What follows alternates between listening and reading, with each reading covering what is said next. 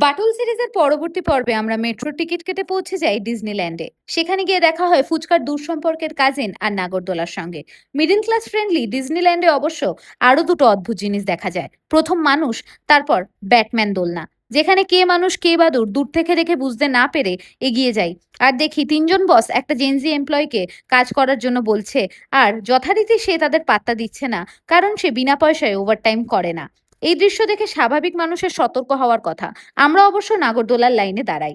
উপরে গিয়ে ইনফ্লুয়েন্সারদের মতন ওভার অ্যাক্টিং করছিলাম, তবে বাইরের দৃশ্যের দিকে তাকানোর পর আমার পশ্চাৎ দেশে চিড় ধরে। তবু আমি আর দৃশ্য একে অপরকে দেখছিলাম। ব্যাঘাত ঘটায় সাক্ষাৎকার প্রার্থী আর বলে, আমার দুটো ছবি তোলতো। সাথে সাথে আমি তার হাতে ফোন ধরিয়ে পোজ দিতে থাকি। নিচে নেমে দেখি এক ভদ্রলোক মুখে আগুন ঢোকাচ্ছেন। পরে বুঝি ওটা আসলে ফায়ার পান। সরি, তবে এটা দেখার পরেই ক্যামেরাম্যান পালিয়ে যায়।